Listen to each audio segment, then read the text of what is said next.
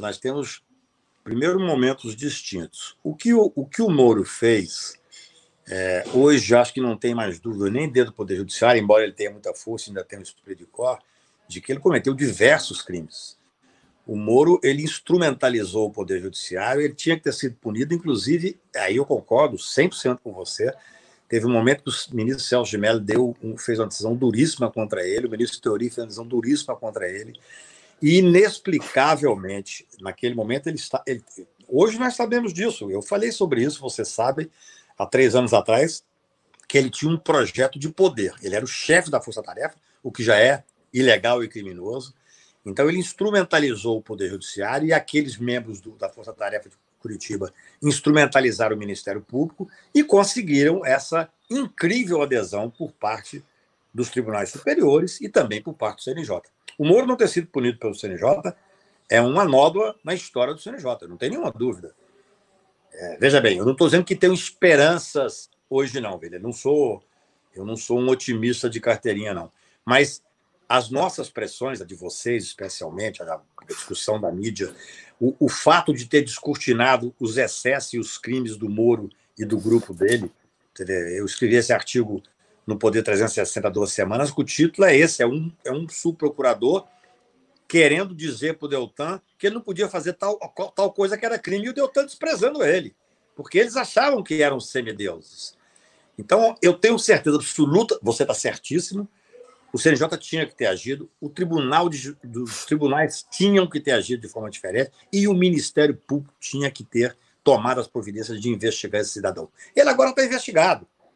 E nós sabemos parte das investigações. Tanto é que já tem um advogado dele, que a primeira providência que tomou foi fazer uma petição, inclusive tornar pública, dizendo que queria paridade de armas, tudo que ele sempre negou. Então, veja bem, até essa postura crítica que se tem hoje em relação ao Moro, o Moro, uma vez, aquilo que ele fez com o Favreto e com o Lula, ele descumpriu a decisão da liberdade lá. Ainda ontem eu ouvi o Vadir falar que quando foi cumprir, o policial que estava lá em Curitiba disse: não, mas nós temos que ouvir o Moro. Como ouvir o Moro? Tinha uma decisão do Tribunal Regional, de um desembargador, e ele peitou o tribunal, desonrou o tribunal, afrontou o judiciário e não soltou o Lula. Ele quis fazer isso num caso meu no Tribunal Regional Federal número 1 de Brasília. Não sei se vocês conhecem a história. Eu sou advogado o que para muitos dizem que foi a maior derrota do Moro na área internacional. Eu ganhei uma extradição do caso do Raul Smith lá em Lisboa. E eu consegui uma liminar do Tribunal Regional, porque a questão era extradição, não era diretamente em relação à decisão dele, era de um juiz que estava sob a jurisdição do Tribunal Regional número 1.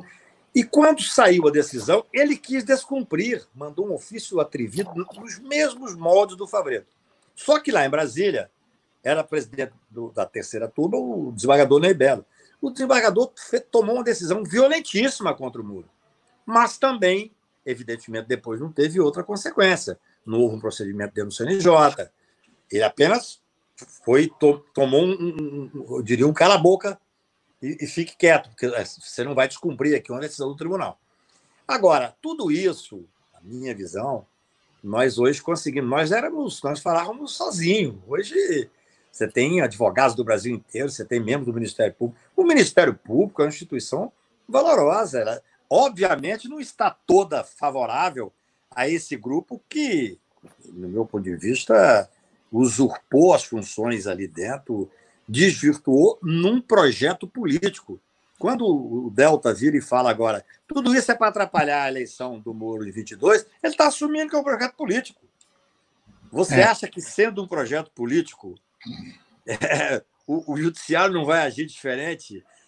Eu digo assim, evidenciando que é um projeto político, aquele cidadão, o juiz. O que aconteceu, nós que acompanhamos no dia a dia? Você tinha os Moros de saia, os Moros que as pessoas queriam imitar o Moro, como aquela Selma lá do Mato Grosso, que tinha orgulho de falar. Que foi caçada, né? Caçada por caçadores e abuso de poder econômico.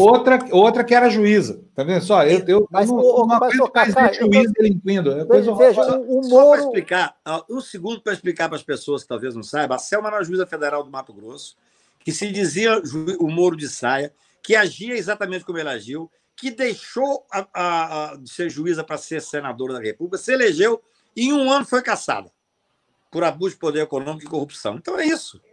Tem o vídeo também lá no Rio. É que agora só quem está... Ai, gente, que horror. Permite, só que agora só quem está alcançável pela punição é o Deltan e a turminha dele, porque o Moro, a punição dele é o eleitor não votar nele. Não, a punição do Moro é um inquérito criminal que está sendo investigado. O Moro hoje é muito investigado. Não só esse inquérito específico que corre no Supremo ainda, porque está junto do presidente da República, mas existem outras investigações. Eu vou te dizer o seguinte, recentemente... Por aquele crime existe inquérito por aquele crime lá atrás? Não. Por aquele crime existe algum outro tipo de investigação. Por exemplo, vai ser julgado pelo Supremo Tribunal agora a parcialidade do Moro. Eu acho que talvez seja o caso de prova pré-constituída mais poderosa que eu já vi. Se o Supremo Tribunal, e eu espero que sim, trouxer esse caso agora no começo de agosto e determinar a parcialidade do Moro, é claro que tem que ser levada adiante a discussão sobre por que ele foi parcial. Então, assim, veja bem, nós mexíamos quase numa santidade. A Força Tarefa de Curitiba, com o apoio da grande mídia, ela se julgava acima dos poderes e ela tinha uma postura acima dos poderes. Então, as irregularidades foram absolutamente enormes. E nós falávamos, você sabe muito bem, um grupo X falava meio que sozinho. Hoje, não. Hoje, eu penso que o Supremo vai entender que é parcial, vai ter que anular aquilo que tiver de ser anulado, e essa investigação ela vai ter que ser feita. Por que foi parcial? Por exemplo, essa questão específica agora, que está sendo muito discutida, que a gente falava e que sempre ficava solto, ninguém dava assistência, sobre a questão dos americanos, do FBI que atuou no Brasil. São muitas as questões que têm uma gravidade enorme. Esse fundo bilionário que foi feito, na minha visão, eu disse isso na época, nós temos que ver se esse dinheiro não era para financiar um grupo específico de poder. Hoje eu pergunto, não somos só nós que pensamos assim. Muita gente quer investigar o porquê desse fundo. Então, eu concordo com você, o CNJ não pode mais investigar o Moro. O Moro deixou de ser juiz. Nós também não podemos querer uma investigação que seja ilegal, já que, principalmente porque nós temos uma série de questões que estão aí para ser investigada. Agora mesmo surgiu a hipótese de ter uma determinada delação, e eu nunca vi isso daquele espanhol. No mesmo momento em que saiu, o Moro nunca quis ouvi-lo, nunca aceitou. Estou falando do Tacla Duran. O Tacla Duran. Exatamente. É isso, né? Eu vi pela imprensa que no momento em que falou-se de tocar a delação dele para frente, o sócio da esposa contratou um advogado. Eu nunca vi alguém contratar um advogado, porque previamente se falou que vai ter uma delação. O advogado, que é um grande advogado criminal, entrou com uma petição para tentar impedir a delação. Houve um certo pânico. Esse pânico só pode ser porque eles sabem o que fizeram nos verões passados. Não tenho dúvida disso. E é muito bom que tudo isso esteja se dando no momento em que ele, ainda que tenha muito poder, ele está na planície. Vocês se lembram, em dezembro de 2018, quando ele aceitou ser ministro, no meu ponto de vista, esbofeteando o Poder Judiciário, porque ele mandou prender o principal oponente do Bolsonaro, e ali foi gestado esse regime autoritário. Eu falava isso e agora a discussão ficou boa, porque agora as pessoas estão começando a concordar. Quer dizer, foram os excessos dessa Lava Jato, do Moro e desse grupo que ele coordenava da Força Tarefa de Curitiba, foram nesses excessos que foram gestados exatamente, que foi gestado esse governo autoritário que aí está.